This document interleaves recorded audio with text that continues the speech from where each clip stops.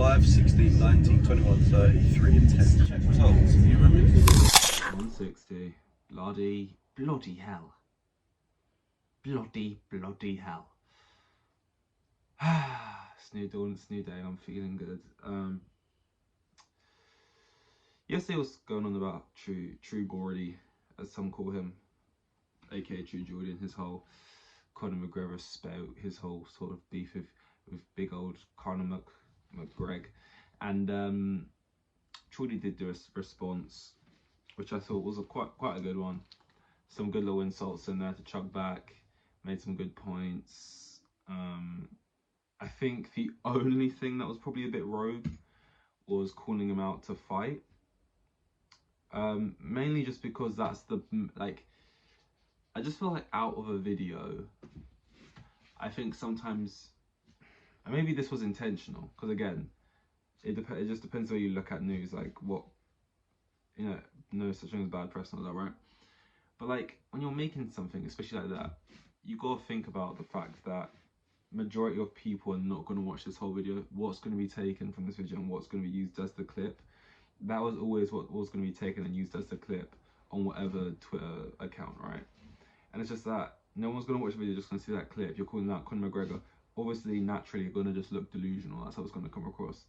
In the context of the video, obviously it's less like that, but I think it was less, well, I'm not saying if all of a sudden Conor said let's do this, he wouldn't do it. At the end of the day, it'd be a paycheck if anything. But like, I mean, you see people like Deji get in the ring with Mayweather, so it wouldn't be that insane with how the world goes right now. But the way I took it as more like, Conor's never going to accept this. If he did accept it, sure, he wouldn't back out. I think it's more just to say, I'm not a pussy, basically. Because Conor's like, keep my name out of your mouth and all this other stuff, and it's like, no. He's like, I'll slap you a bit, or whatever, Conor's fucking voice. And it's just kind of like, no, I'm not a pussy, type thing. Me personally, I've seen, you know, you've seen these videos of Conor acting like an absolute madman. Anyone can get it. Pubs, bars, bosses, insane person. So I probably, from that point forward, would have treaded a bit more carefully. With that being said, I'm not True Geordie sized, so maybe that's why. But yeah, I thought the response was fine. I just sort of watched The Impossible. Not really. I kind of watched a few clips, and like, it just like, by the way, if you don't know, it's a disaster film. Tsunami, this one, and whether they have happy endings or sad endings, I think disaster films, you can kind of marvel at them in a way, because like the way that, I don't know how they shot that film, but like, they're just so unenjoyable, man. I don't, it's just sadness and destruction throughout. Tom, like as a young Tom Holland in it, it's Ewan McGregor as the dad, and it's like the most impossible thing happens. They go on just a family holiday, and there's like the worst ever tsunami. But then it's also impossible because they all manage to survive and like meet back up, and they're all fairly unscathed. But it's just like, I've always, this is very, very naive. This is like in the realm of like when people say, what's the biggest animal you could probably beat up? And then there's a guy who's like, a horse, probably. I reckon a sturdy punch to its like its neck area. I feel like it would cower after one punch to the neck. Like, if I just miss its kicks, it goes to kick, I go underneath, like maybe one to the sort of the rib cage. It's like, no, you're not beating up a horse. By the way, no weapons, right? Always use people like that. People watching football being like, look, I'm not saying I'm anything good. Like, I didn't make it semi-pro, but like, penalty in the World Cup final, I would shoot a better one than that Saka. You know, all this type of stuff, right?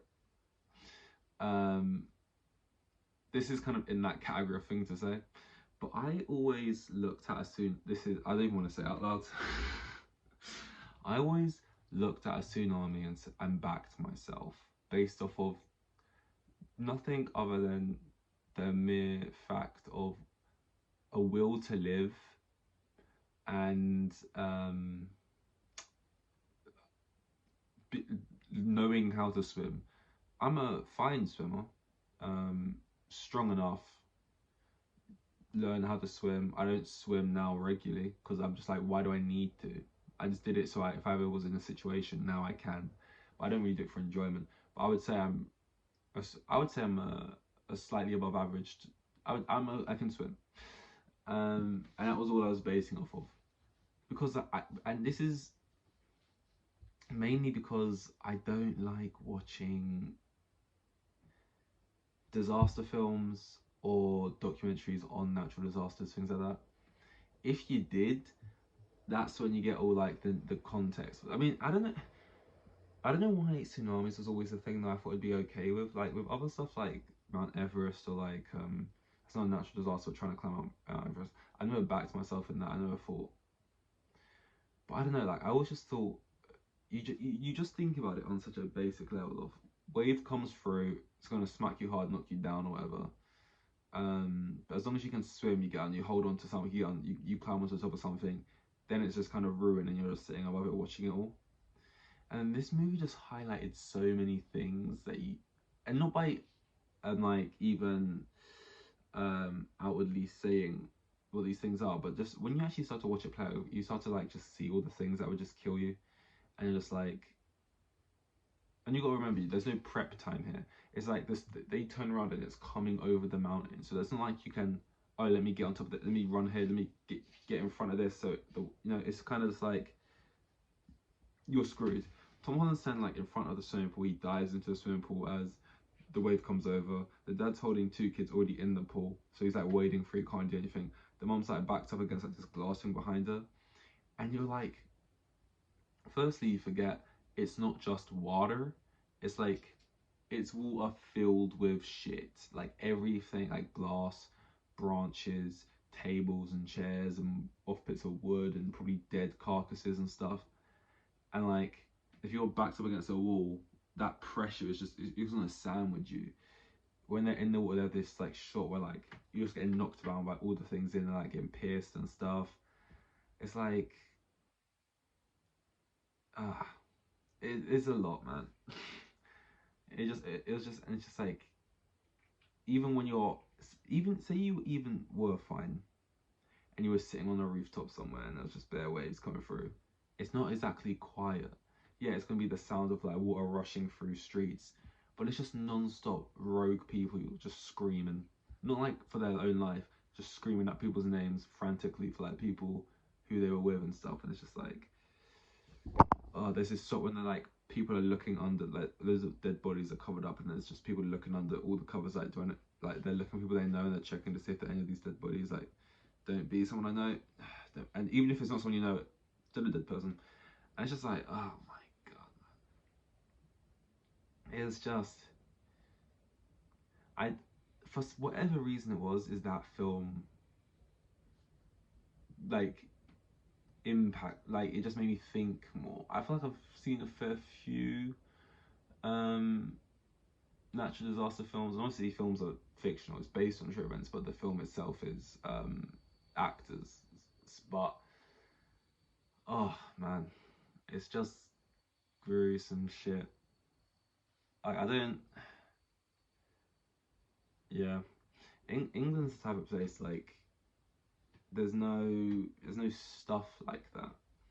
You don't get tornadoes. I mean, apparently England actually is one of the highest place per like square meter that gets a tornado in the world. But I guess they just must be really tiny ones, because you know it's just not really a thing. But like tornadoes and earthquakes and tsunamis, oh my, it's like, I guess it's as far away enough from, if you're near an equator, it's like where you get all that type of shit. Not an equator, tectonic plate. That's the one. It's been a while. It's been a while. My school was a while ago. Yeah, if you're near a tectonic plate, then you're kind of screwed. Well, not really. Well, yes, really. Depends where you live. Um, but then I can't even like imagine what it would feel like, even if it was small. The earth just shaking beneath you. The earth. How could the earth shake? It's huge. It's the earth. It's what I'm walking on. It's the solidest thing in the world, and it is shaking beneath me. Like, I don't. It's just weird. I hate shit like that. But it happens, and you can't be ignorant to these things, you know. It's just tsunami. I mean, I need to do a tier list on them, but I don't even know what would be the worst to experience. Tsunami is definitely up there though. To an extent, it's the worst. Out of earthquake, tsunami, tornado, you'd say it's the worst. Earthquake. Look, if you're in a high-rise building, if you you know, it's not good. It's not ideal, obviously. But I also feel like there's at least, like, I'm thinking about where I live right now. Say a massive earthquake. This is what I mean. I haven't seen enough things of earthquakes and know like how quick it will tear down a building. Like here, buildings aren't built to be earthquake proof really either. So like you'd be even more fucked. But it's like if if it was shaking right now and I managed to get outside into the middle of the street, would I be fine? I'd just be on shaking ground, or like, I don't know. Like, are you only really at risk from an earthquake if you're inside your house? Also, would this house fall under? How strong is the quake? I mean, I'm looking at the ceiling right now and there's a crack in it, so I don't know if the houses are that steady. But what I do know is that in America, like, houses are made out of wood a lot, which I just think is weird. Like, this house will be, like, most houses here are made out of bricks. And if you know the story of Three Little Pigs, you know, one is stronger than the other. That being said, if wood was to collapse on you, you'd probably be safer than if bricks were to fall on you. So, like, on one hand, this one's maybe safer from staying standing. On the other hand, if it doesn't, you're definitely screwed. But yeah, I don't know, like, tsunami might just be the worst one. Because the tsunami basically is just an earthquake, but one that happens underwater, right? So it's just the worst of both worlds. Yeah. Tornado, I always hear numbers about how fast they spin and stuff. I don't know how fast they move though. Like, could you outrun a tornado? I don't know. Why is this on the brain? It's exactly 1 a.m. Not ideal. And then you guys wouldn't mind if I talk some football stuff real quick, would you? Mason Mount, Mason Mount, Mason Mount. Ole, ole, ole, ole. Mason Mount, Mason Mount. Personal terms agreed to go to Manchester United. It's Manchester United. You know, it could be worse. Could be going to Arsenal. He would never go to Tottenham. He wouldn't do that. And plus, Tottenham are in decline fast. That'd be suicide.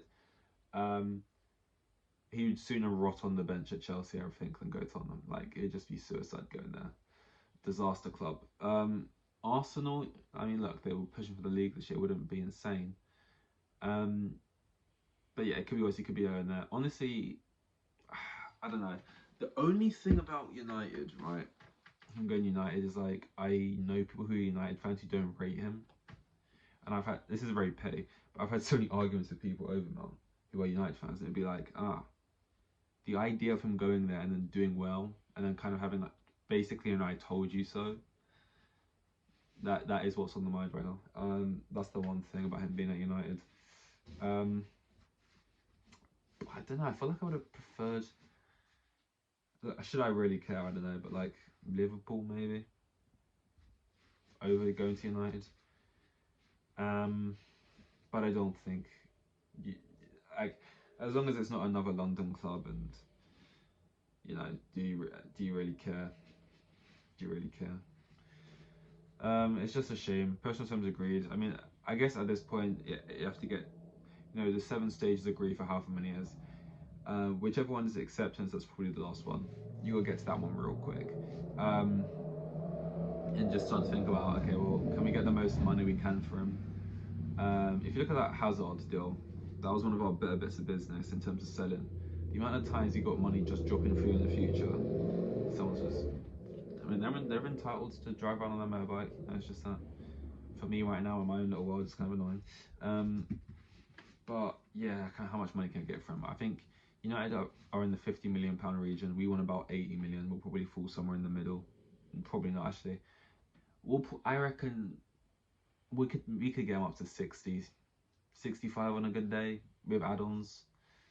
I think, yeah, if we're getting anything more than 50, like, how much I think he's worth at his best is another thing to say.